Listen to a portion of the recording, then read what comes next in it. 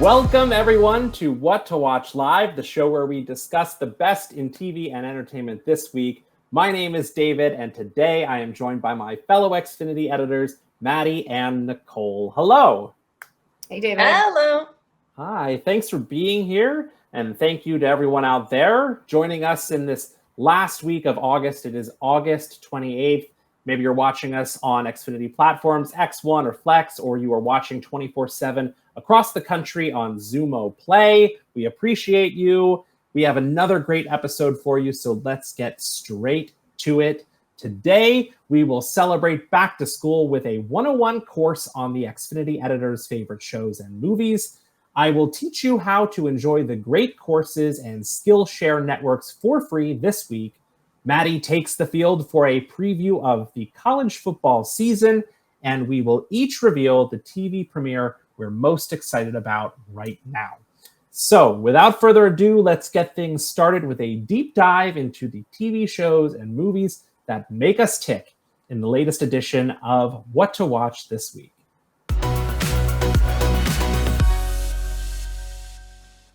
If you are a regular viewer of What to Watch Live, you know that we come prepared each week to give you our recommendations for the best TV shows, movies, and more that you can enjoy right now on Xfinity platforms.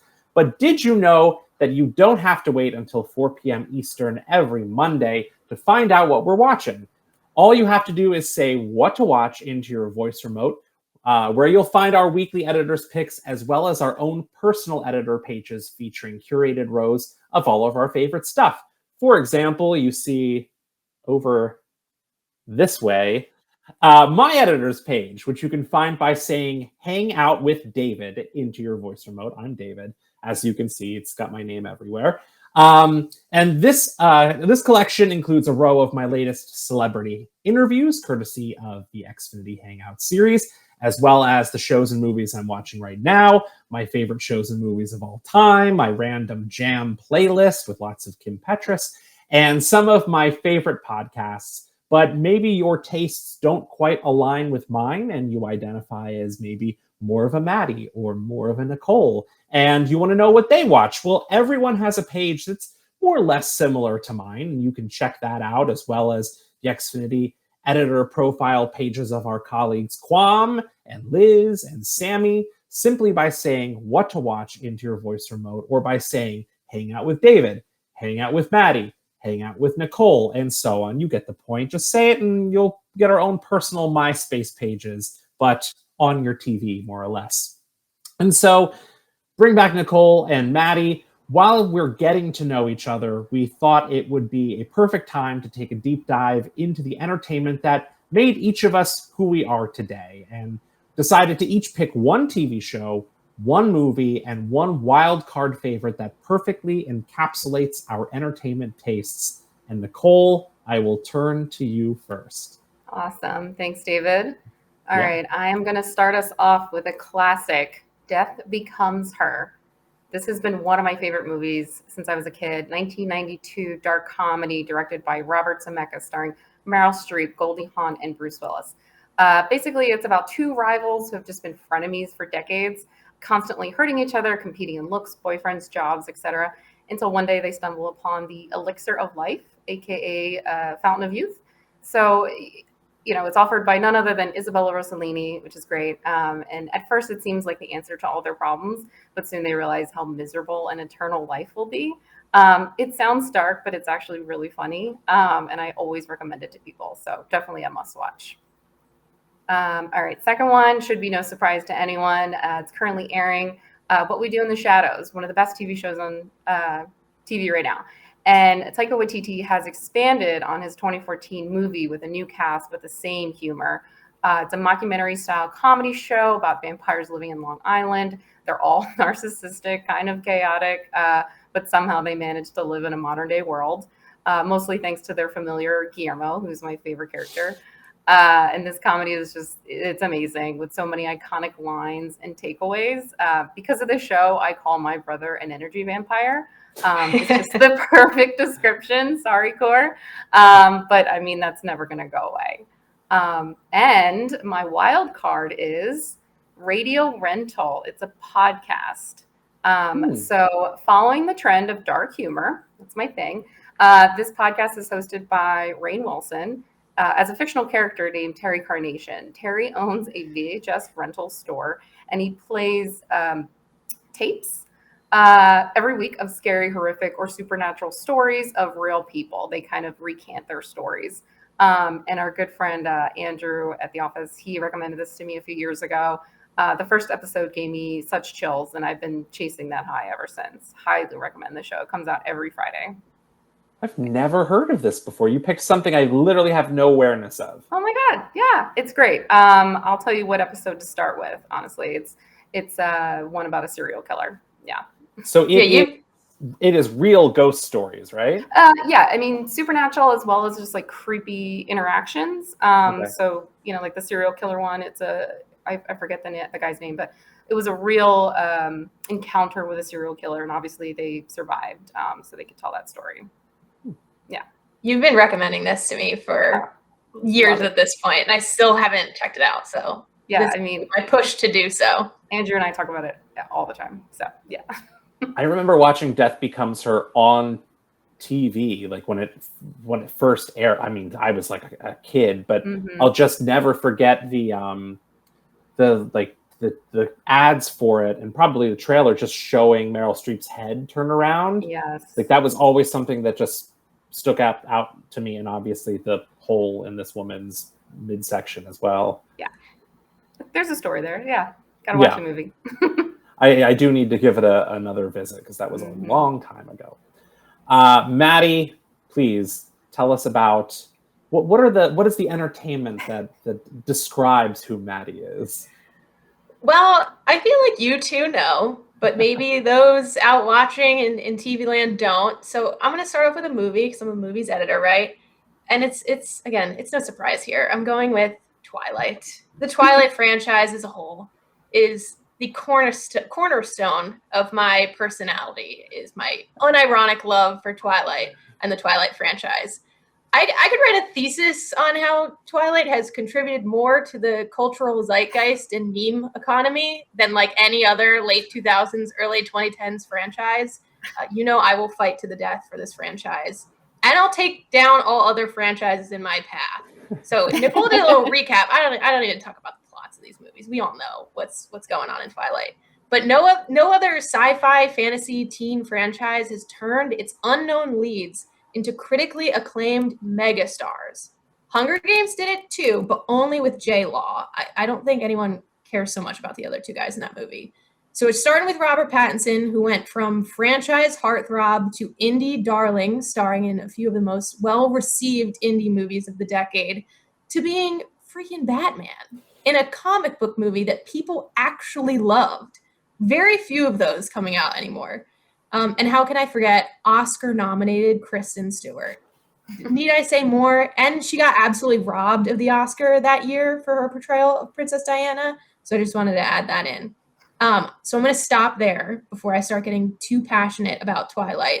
And I love that it's had a total renaissance period during COVID, or at least in the social media platforms that I use. It seems that other people are watching Twilight just as much as they did back in 2008 when it came out. I laugh every single time I see that video or photo of Taylor Lautner nuzzling Kristen Stewart in the bodysuit before they added the special effects. It is one of my favorite memes. Yeah, and it's the CGI in that movie is pretty good. Like, yeah. I think so. I think the wolves look great. So if you're a special effects kind of guy, check out Twilight New Moon because the werewolves are looking fabulous. Next for my TV show, we're going with The Sopranos. I caught up on The Sopranos later in life, and the reason I'm putting it in here is because it laid the groundwork for most of the great drama series to come. Like before The Sopranos, people were watching Law and Order and like taking it seriously. No shade, but that to me is like a throw on in the background show. The Sopranos took drama television and made it challenging, thoughtful, brutal at times, and unmissable. Breaking Bad doesn't exist without it. Succession doesn't exist without it. Even shows like The Bear, I don't think would exist if The Sopranos didn't pave the way for this kind of television. So I think it's absolutely crucial for any lover of TV to watch this show because you can see how much it impacted all of our favorite series that are airing today. So that series is very important to me. Also because it takes place in Jersey. I'm a Jersey girl, so I love Tony, one of my favorite TV characters of all time. And then finally, to round out the cornerstone of my entertainment love, I wanted to touch on music. And obviously, I had to talk about Queen Bee herself, Beyonce. Now, I'm just using her album Lemonade as a vessel to talk about her since it is my favorite album of hers, but it's very close between, frankly, all of them. Lemonade, if not the greatest album of the 2010s, was the greatest concept album of the decade. But similar to The Sopranos is to TV, Beyonce is to music. Surprise releases are a product of Beyonce. I don't know if you guys know this, but I think all musicians release music generally on Tuesdays until Beyonce surprise dropped her album on a Friday. Now all artists release their music on Fridays. So that is the power of Beyonce. Visual albums are a product of Beyonce. Spectacle level concerts are a product of her as well. Beyonce moves and the rest of the industry follows. She's already one of the all-time musical icons and she's still working. And we're just lucky to live in the same timeline as Beyonce Knowles. So those are my three cornerstones, my entertainment personality. I am so passionate about all three of those things, and probably be fighting the war until I'm in my elderly years. Perfect. Beyonce also ruined the name Becky for all Beckys all over the world with this album. This is true. I feel bad. Shout out to all the Beckys out there. Maybe this will have a renaissance. Oh, look at me doing a little Beyonce joke. Maybe Becky's will have a renaissance down the line.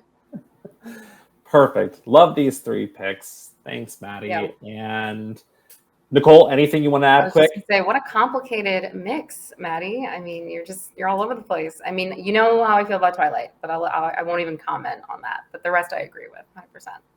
I'm a layered individual. I got a lot of different genres, things that I like. That's why I had to include them all.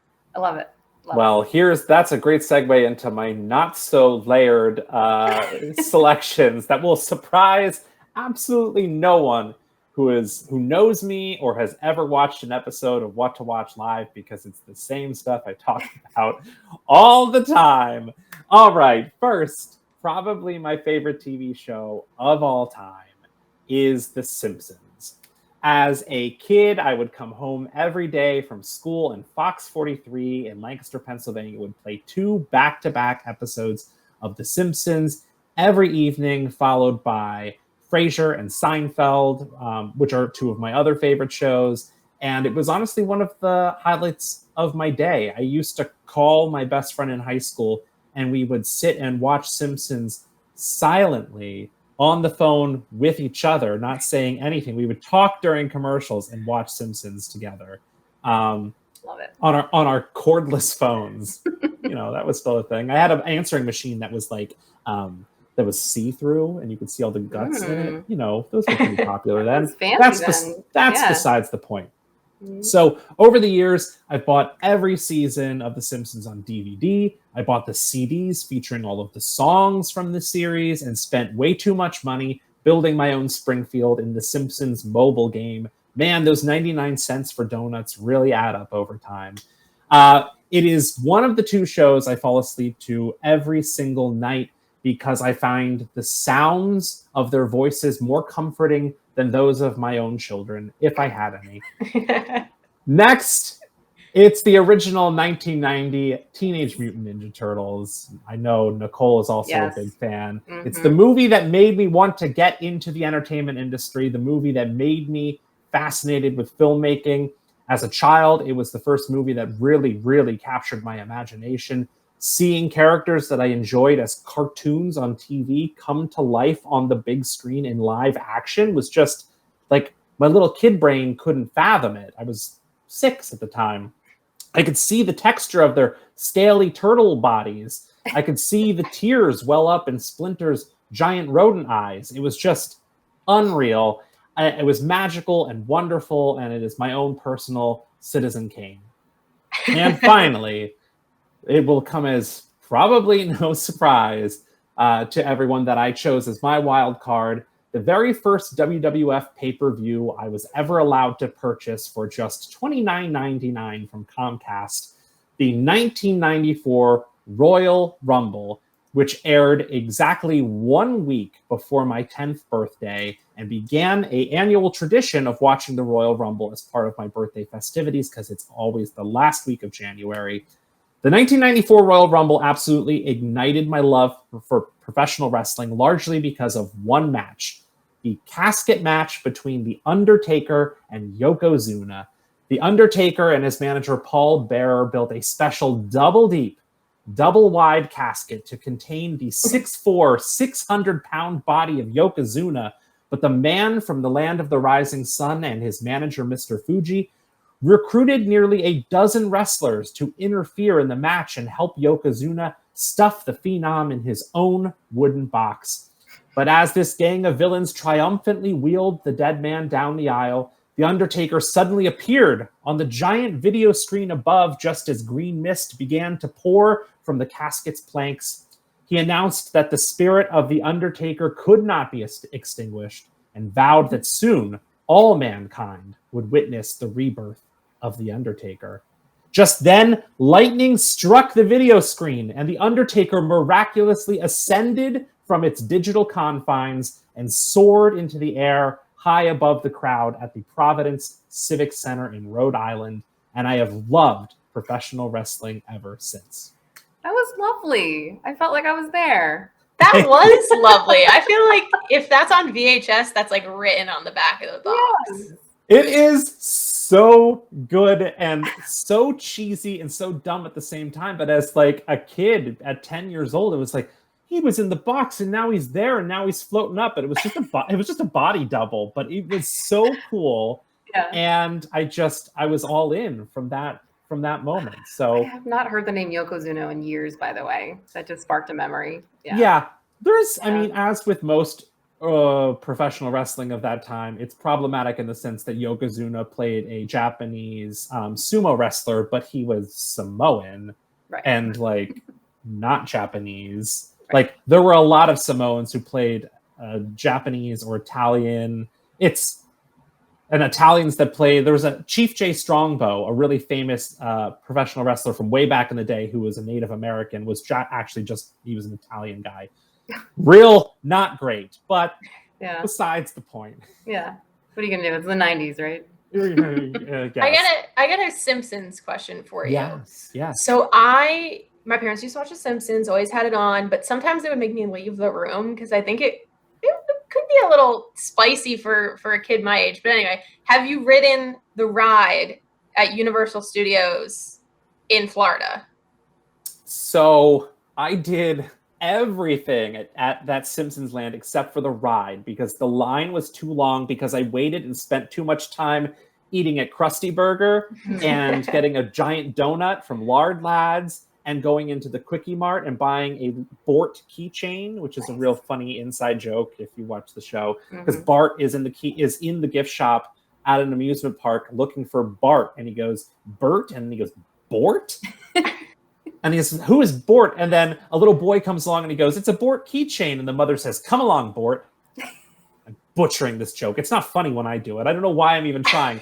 Anyway, I did all of that and waited too long, and the line got too long, and I wasn't able to go on. See, it's kind of a link between Nicole and David there, because Nicole, I know you're a big Back to the Future girl, but they replaced the Back to the Future ride with the Simpsons ride, and that was maybe one of the worst theme park atrocities that have ever happened, because that Back to the Future ride was so iconic and like, I don't know, I think it was very advanced for its time. And then when they brought in the Simpson ride, that was like a migraine waiting to happen. The whiplash that you got from visiting that ride had always put for a while the Simpsons a little sour taste in my mouth. But I think now that it's on, what season is it at this point? Like season 40 or something? Oh, yeah. Yeah. I think I have removed those unfavorable memories in my mind, and we'll learn to love it again. I'm realizing here you can even see I've got a vintage. I got it from an antique, like a flea market or something. It's original in-box 1989 Bart Simpson doll there. Classic. Yeah, I'm obsessed. And it's interesting you say that about how long it's been on, Maddie. I saw an article the other day from like Rolling Stone or one of those outlets that said The Simpsons is good again. Like apparently we've come around to The Simpsons being in and having quality writing, whereas I think for maybe the last 10 years or more, it's really lacked. But Simpsons, like seasons 5 through 10 are like some of the best TV ever made. Like the Conan O'Brien years when he wrote for that. Yeah. Man, iconic. Not a single miss. Every episode's a hit. Yeah, totally Season agree. 35 comes out this fall, says Brad, our producer. Thanks, Brad. Yeah, that's a lot of episodes. Anyway, that's us. That's me, and that's us. And, you can check out more of what we love. You can see our editors' picks, our editor profiles, all the TV shows and movies we just talked about, so much more. And it's all in one place. Just say what to watch into your Xfinity voice remote. Next up, we celebrate higher education from the comfort of your couch in the latest edition of Free This Week.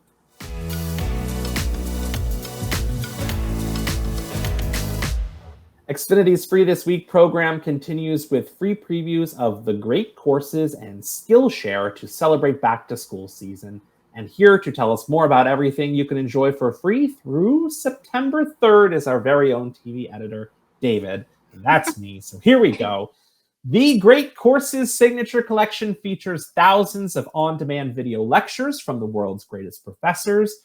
Want to learn about cognitive behavioral therapy? You've got it.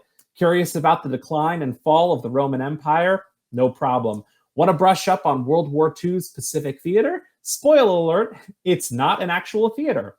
There are also courses on the Black Death, English history, archaeology of the Bible, King Arthur legends, mythologies of the world, and so much more. The Great Courses provides everything you need for a little dose of homeschool on your own time.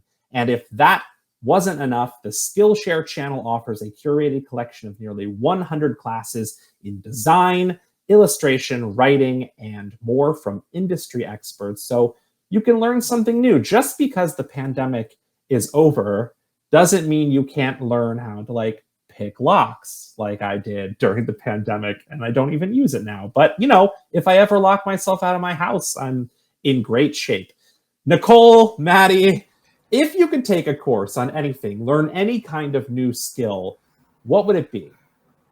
Yeah, I mean, it might have to be like action stuff. And I know you guys talked about apocalyptic things, but I feel like I would fail miserably during like The Walking Dead or The Last of Us. Like I would need life skills. Like a Fight Club.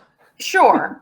Yeah. Okay. Or just, to be able to pull myself up from like a falling building, like just simple things like that. That's a very specific course. You've been watching a lot of Mission Impossible movies, Nicole. I think you can just take a page out of Ethan Hunt's book. No, that's more science fiction. I'm looking for real life. Yeah. I think all you need is some upper body strength for that. But I would also 100% need that. It'd be like, teach me how to lift myself off from this ledge. Right. Maddie, how about you? That's a good question. I think I would probably choose like sign language. I feel like that's a great skill to have. It's a universal language. And I took Spanish in high school and I didn't retain any of it. So having a second language under my belt would be great. And if it was sign language, that's what I would want to do. So maybe I can pick around these courses. I want to watch a couple of these. Can I add them to my LinkedIn profile as skills if I watch any of these programs, do you think? 100%. I mean, there are very specific courses about, I saw one called How to Grow Trees and Shrubs was literally one of the courses. Okay. Am I an arborist now? Nicole, aren't you learning how to speak Spanish? Yeah, I was. As most of you know, my mom's side is Chilean, so they do speak Spanish. I was trying to surprise them, and I just never kept up with it. So hopefully they won't watch this episode. But I was just gonna say, oh my god, did I just don't give spoil up? the She's surprise? not giving up. No. It was a lot.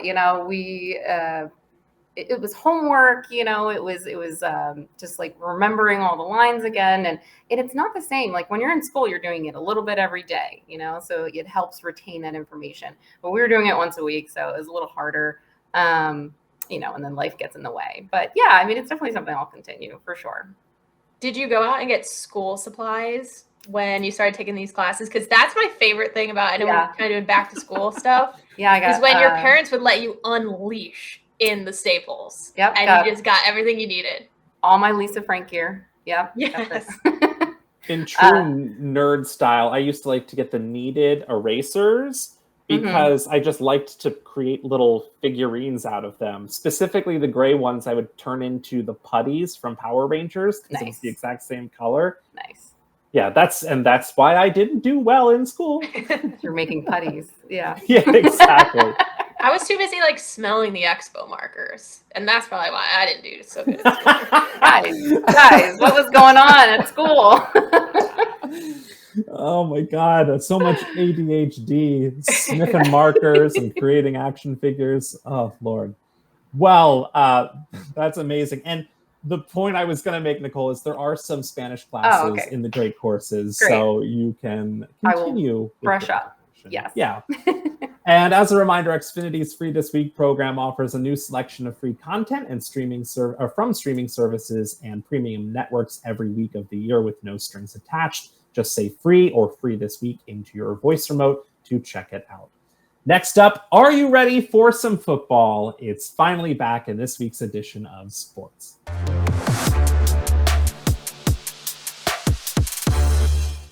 The college football season officially kicked off just 2 days ago, and here to tell us more about how you can enjoy all the gridiron action on Xfinity platforms is our resident sports guru and enthusiast, Maddie. Maddie, what do you got for us? Thank you, David. Yes, the college football season is just kicked off, but the rest of it is right around the corner. I believe the first game took place in Ireland 2 days ago. I'll have to fact check that, but the games kick off in the States, and Xfinity has a one-stop shop for college football for you. On your X1 box, you can browse the destination and select your favorite college teams to set reminders. So for Nicole and David, you're a Penn State guy too, huh? We are Penn State. Okay, so for Nicole, a loud and proud Nittany Lion fan, she can navigate to the Big Ten menu under top conferences and deep dive into Penn State football and check in on what the rest of the conference is up to, keeping close tabs on the Ohio State Buckeyes. But for me, who roots for a team not considered a top conference, you can add teams to your list from any conference and set up reminders for start times. So, of course, I am already prepared and have my Temple Owls favorited. So there's some really great games coming up to call out in the first 3 weeks of the college football season. So I'm going to tease a few for you here. On August 31st, Nebraska will take on Minnesota at 8 p.m. on Fox, which will be Nebraska's first game under new head coach Matt Rule. I'm a big fan of his, former Temple head coach. And on September 2nd, Penn State kicks off its season against West Virginia in Happy Valley in primetime at 7:30 on NBC. Nicole will likely be hosting a watch party, I assume. That Nicole be invited to. Only Penn State fans are coming. So I'll be there. David, and we'll get Ashley. You have to have gone to the college. I was willing to pull for you. No, Penn State fans. You just have to become a fan. That's all. Okay. All right. I'll wear my best blue and white to your apartment. Thank you. And on September 9th, we have Texas at Alabama at 7 p.m. on ESPN, where Nick Saban and Alabama take on their first real test of the season after missing last year's college football playoff. I know. I had to take a little shot at Saban there. So there's a lot to keep track of, a bunch of different games on a bunch of different networks, but that's why we're here. If you just say sports into your remote and navigate to the college football menu, all of those games and more will be aggregated for you, so you don't have to write down everything I just said. So get pumped about your favorite universities because college football is back. Since I've been kind of pulling Nicole's chain a little bit because I know she's not a huge football fan, I'm going to broaden the college football follow-up question here a little bit for both of you. I'll start with David. What are your must-have food and drinks at a tailgate on game day? Oh, so it's interesting. It totally shifts depending on the weather. Like cold weather food is a little bit different. And I guess that goes without saying. But I like a hot dog hamburger situation if you're gonna have a little mini grill or something. But like early football season, like I like a taco dip or something. Like it's something where your hands are free and not encumbered by gloves, that you're getting in the dip, that kind of thing. But otherwise, I'm really picky. Okay, Nicole? Yeah, I mean, that's a good point, David. So cold weather, like hot chocolate and Baileys, that's always good. Yes. Yeah, I mean, food, it could be a hot dog or, something easy. But the summer or warmer weather, I'm going to go with water ice and a pretzel. Oh, you and your pretzels. Nicole's such a pretzel gal. Hey, Nicole, are you buying a pretzel in the park or from one of the dudes with the shopping carts outside the stadium? I don't want to expose myself, but I don't want a $12 like janky pretzel. I want a real soft pretzel. Yeah. As I'm telling you, if you don't open up the water, you can bring it inside. Exactly. Like, let me just stock up now. Mm-hmm. Yeah.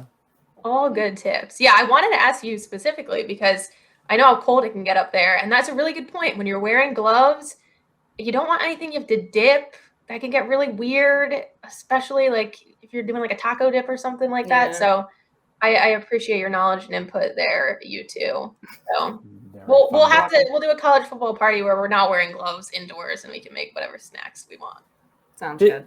It must have been cool for you, Maddie, going to Temple games at the Link, though, right? That's like what your college experience was. Yeah, but I was a little kind of a nerd. I was like a sports nerd, so I worked for the media group. So I was actually up sitting in the press box for which is even cooler. I got the fancy snacks. We got the press snacks, which is really nice. So I didn't get to do a lot of tailgating in my college career. So only when I would go and visit my friends at Penn State, and we did plenty of warm drinks spiked with some alcoholic beverages.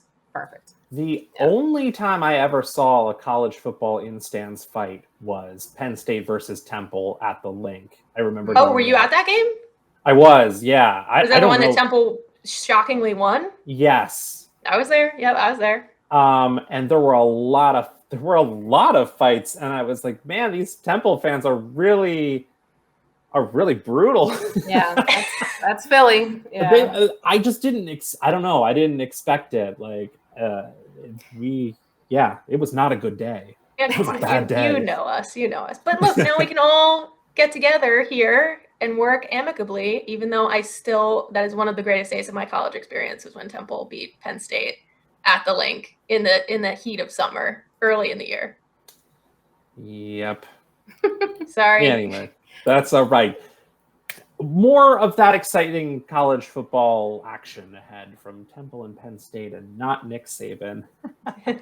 Don't miss a minute of college football action. Just say sports into your Xfinity voice remote to browse upcoming games, highlights, news, and so much more. Next up, we've got the biggest and best TV premieres of the week in a segment called Appointment TV.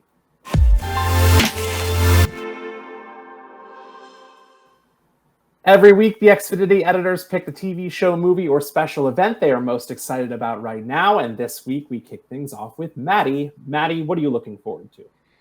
So my pick this week is Archer, which is on season 14. One of the funniest animated shows, or any show of all time, in my opinion. Let's take a look at the season trailer.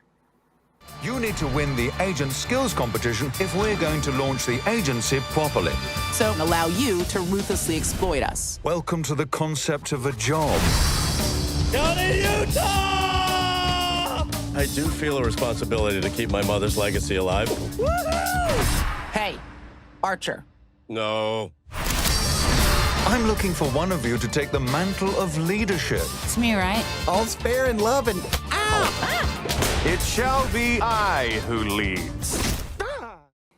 Yes, my pick is Archer. As you can see, hilarious show.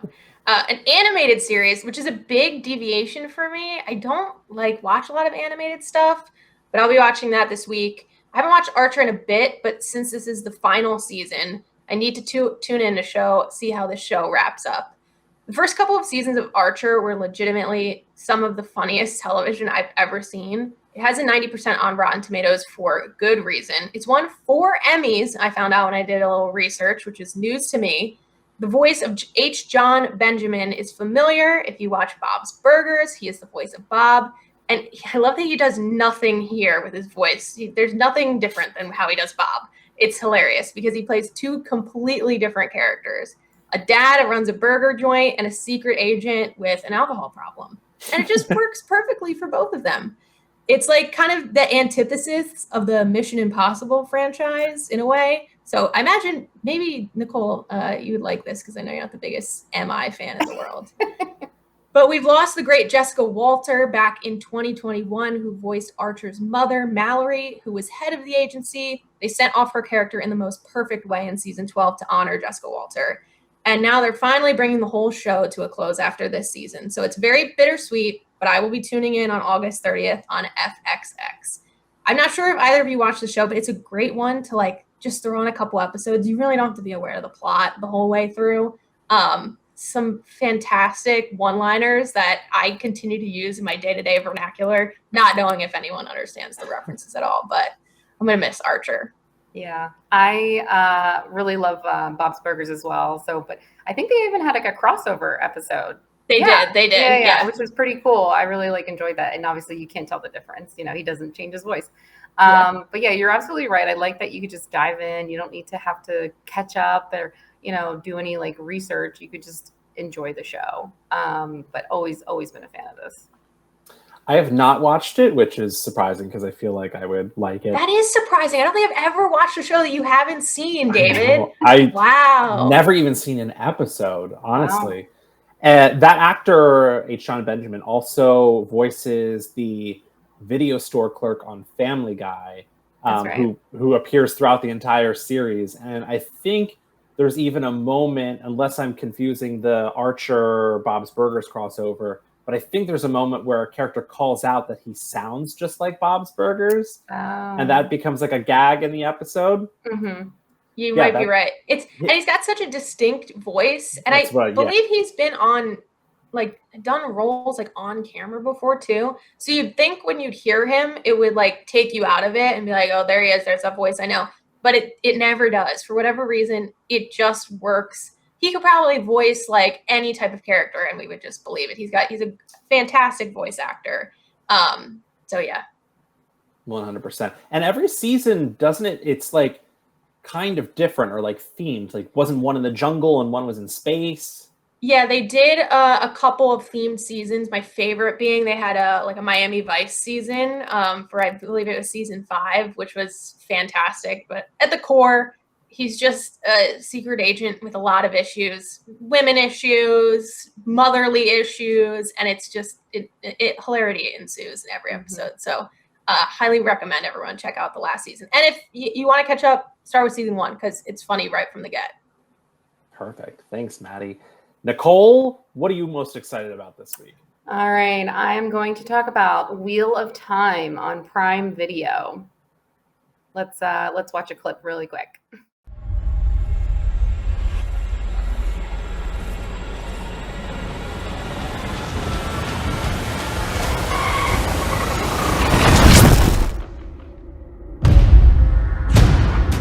We didn't defeat the Dark One. We set his strongest lieutenant free. He may be waking the Forsaken. You have no conception of the power they wield. The only way to stop all the suffering is to stop the wheel itself. So this book turned series is getting a season 2 on 9/1 for Prime Video. It's a high fantasy world where magic exists, but only some can wield it. So if you like shows like The Witcher, Game of Thrones, or for my fellow Fourth Wing fans, you'll probably enjoy this as well. But it's definitely world building. So I would highly suggest catching up on season 1 prior to starting season 2, because you might be a little lost. David, have you caught this one yet? I have not, but I know you've recommended it to me so many times. Yeah. I just can't stop Nicole from talking about the Wheel of Time yes. and how much she loves it. I have not, and maybe I will check it out. Great. And I've done my job. Have you checked it out? Yeah, I was going to say, it reminds me of the show that we talk about 2 episodes ago now. Another Game of Thrones-y type show. There's plenty of these to fill up your time while we wait for House of the Dragon. That's The true. Winter King was The Winter King. Thank you. That was your pick, right, David? Yeah, a couple weeks ago. Yeah. Yes. All right. Yeah, we got to do like a double season feature. It does feel like everyone sort of every network was like, we got to get the next Game of Thrones, and Prime Video has had a couple of them, from Lord of the Rings to Wheel of Time to I think even to some degree Good Omens, maybe even Jack Ryan. I don't know. They just want some big action-packed, high budget. Yeah. And I'm here for it. Mm-hmm. Yeah. Yeah, it works. Yeah. All right. Thanks, Nicole. Yeah, of course. My pick, the premiere I'm most excited about, the show that I can't stop talking about. Man, do I talk about this show. It is Power Book 4 Force, which returns for its highly anticipated second season this Friday, September 1st at 8 p.m. Eastern on Stars. Let's take a quick look at a clip. I want to know everything about the men running. We own this city. Follow me. Let's face the music. Tommy Egan. I'm back. If you're not familiar with the Power franchise, it began in 2014 with the original series, which followed a drug dealer named James St. Patrick, aka Ghost, who attempts to leave the criminal world to build a nightclub empire. The show ran for 6 seasons, ending in 2020, but ushering in a sequel series called Power Book 2 Ghost, which followed James St. Patrick's son as he attempts to overcome his father's legacy while simultaneously building his own. 1 year later, Stars debuted the prequel series, Power Book 3, Raising Canaan, or Raising Canaan. I don't know. I think it's Raising Canaan. Yeah. Which tells the origin story of 50 Cent's drug-dealing character from the original series. And that brings us to Power Book 4 Force, which premiered in early 2022 and follows Ghost's former best friend and drug-dealing partner, Tommy Egan, as he leaves New York to build his own empire in Chicago.